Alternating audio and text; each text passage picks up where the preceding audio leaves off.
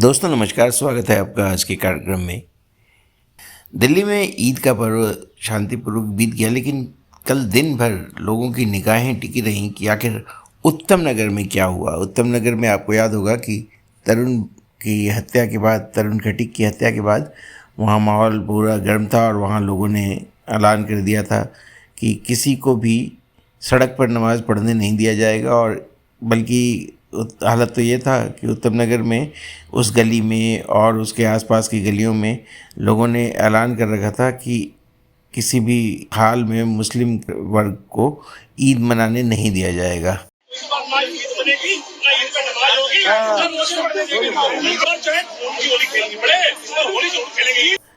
तो माहौल क्या था और क्या हुआ, वो ये सब की निगाहें टिकी हुई थी इस पर। तो सुबह से आपको बताता हूँ कि कल सुबह सुबह एक वीडियो वायरल हुआ कि कुछ लोग जो हैं वो पुलिसकर्मियों पर, जो वहाँ तैनात थे, जो पुलिस वाले, उनके ऊपर फूलों की वर्षा कर रहे थे। हालांकि कुछ लोगों ने लिखा कि जो ईंट फेंकने वाले, पत्थर फेंकने वाले, बम बंदूक चलाने वाले वो हाथ आज की तारीख में पुलिसकर्मियों पर फूल फेंक रहे हैं, यह एक सुखद बदलाव है और यही भाजपा शासन का जो परिणाम है। पुलिस प्रशासन के ऊपर जो है इस वक्त पुलिस प्रशासन जो है सब पे फूल बरसाए जा रहे हैं, क्योंकि इन लोगों ने फुल सपोर्ट करा। ये देखिए,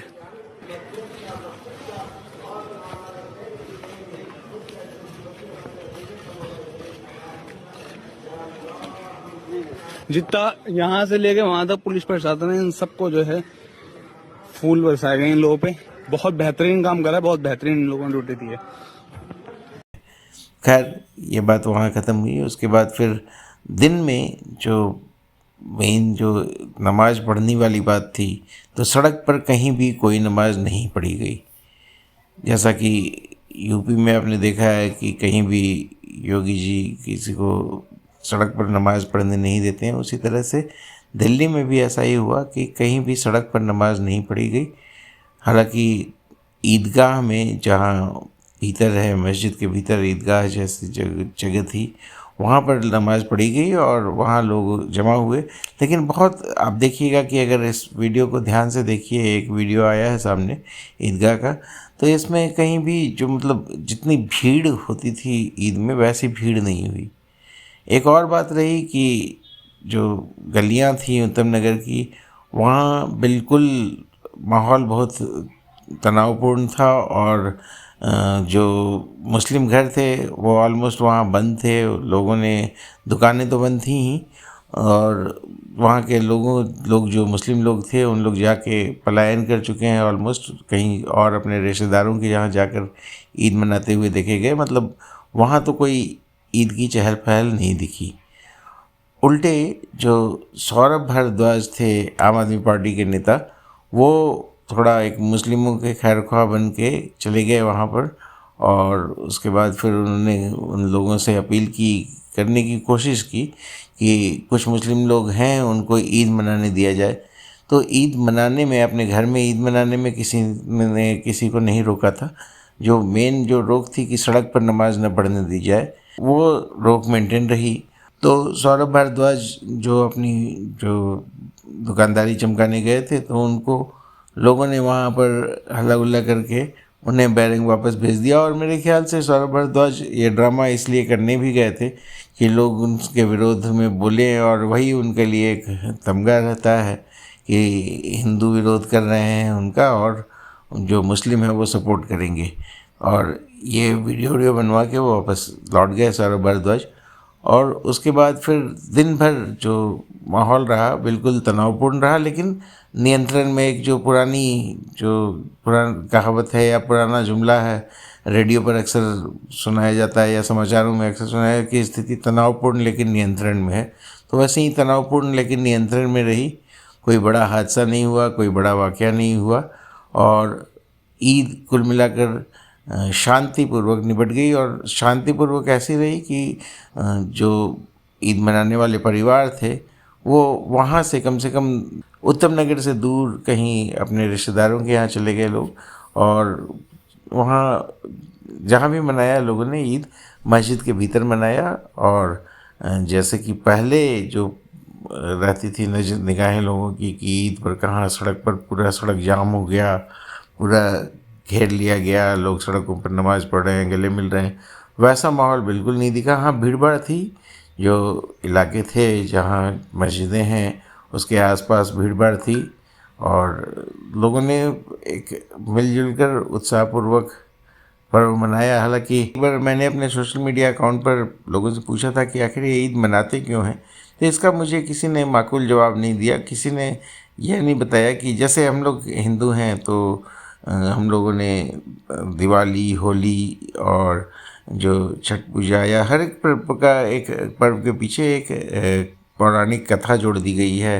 जैसे होली मनाते हैं तो उस दिन, इसके पहले वाले दिन होलिका दहन होता है जिसको आगीजा बोलते हैं, तो वो होता है। उसके बाद फिर होली मनाई जाती है उसी उपलक्ष्य में कि होलिका का दहन हुआ, वो बुराई पर अच्छाई की जीत हुई। उसी तरह से जो दशहरा मनाते हैं उसमें दो दो कहानियाँ जुड़ी हुई हैं कि एक देवी ने महिषासुर का वध किया था, देवी दुर्गा ने, और उन्होंने महिषासुर को 10वें दिन, दशमी के दिन मार दिया था, तो इसलिए उसका पर्व मनाते हैं। और इसी तरह प्रभु श्री राम ने श्रीलंका जाकर माता सीता को अपहरण करने वाले रावण को मार डाला था, रावण का वध किया था। तो ये दोनों कहानियाँ दशहरा से जुड़ी हुई हैं। उसी तरह से प्रभु श्री राम वापस आते हैं जब, तो दिवाली मनाई जाती है, दिवाली के 6 दिन बाद छठ मनाई जाती है। उसी तरह से वसंत पंचमी है। हर पर्व का कोई ना कोई कहानी, किस्सा जुड़ा हुआ है और उसको किसी पौराणिक कथा से जोड़ दिया गया है। लेकिन यहाँ मैंने आज तक किसी भी अपने मुस्लिम जानकार से या स्कॉलर से इसका कारण पूछा तो उन्होंने कोई सीधा इसका जवाब नहीं दिया कि आखिर ईद मनाते क्यों हैं। खैर, जो भी हो, बहरहाल ईद का पर्व जो है वो दिल्ली में, कम से कम उत्तम नगर इलाके में, शांतिपूर्वक निपट गया। लेकिन इसे एक क्रांतिकारी कदम इसलिए भी कहा जा सकता है, मैं जैसा कि एक बुजुर्गवार अभी हाल में सोशल मीडिया पर बहुत वायरल हो रहे थे, उन्होंने कहा कि ऐसा पहली बार हुआ है कि कोई जो हिंदू इलाका है वहाँ से मुस्लिम पलायन कर रहे हों। अदरवाइज ऐसा होता था कि मुस्लिम इलाके से हिंदुओं का पलायन लगातार होता रहता है और ऐसी कई खबरें देश के विभिन्न इलाकों से देखने को मिलती रही हैं कि मुस्लिम इलाकों से जो वहाँ इक्का दुक्का जो बचे हुए घर होते हैं हिंदुओं के, उनको खाली करवाने के लिए या इस तरह से प्रताड़ित किया जाता है, इस तरह से माहौल बनाया जाता है वहाँ कि उस इलाके को खाली कर दिया जाता है। कुछ पोस्ट मैंने मुसलमानों की भी देखी थी, मुस्लिमों की भी, वो भी अपील कर रहे हैं कि मुसलमानों को ईद पर अपने बच्चों को बचाने के लिए, खुद को बचाने के लिए कहीं और सुरक्षित जगहों पर चले जाना चाहिए। नतीजा यह है उत्तम नगर से मुसलमानों का पलायन हो रहा है, जो मैं पहली बार देख रहा हूँ। वरना तो यही है, कोशिश इनकी यही थी कि तरुण खटीक को मार दो तो हिंदुओं के जो मकान है इस गली के अंदर सब भाग जाएंगे और हम खरीद लेंगे। अब मुझे लग रहा है ये उल्टा ही होता दिखे, यही मकान बेच बेच के भागते दिखे। जो हिंदू हैं वो छोड़ छाड़ के चले जाते हैं, औने पौने दाम में अपने मकान या अपनी प्रॉपर्टी बेचकर चले जाते हैं। तो लेकिन ऐसा इस बार उत्तम नगर में पहली बार दिखा कि जो हिंदू इलाके हैं वहाँ से मुस्लिम धीरे धीरे पलायन कर रहे हैं। कम से कम ईद में दिखा कि वो अपने अपने घरों में नहीं रहकर उन्होंने कहीं दूसरे रिश्तेदारों के यहाँ जाकर ईद मनाई। तो ऐसा एक समझिए कि एक क्रांतिकारी बदलाव है। आप लोगों का क्या मानना है इस बारे में, हमें कमेंट करके अवश्य बताइएगा। आज के वीडियो में इतना ही। अगले वीडियो में फिर किसी और मुद्दे के साथ आपसे होगी मुलाकात। तब तक के लिए धन्यवाद। नमस्कार। जय श्री राम।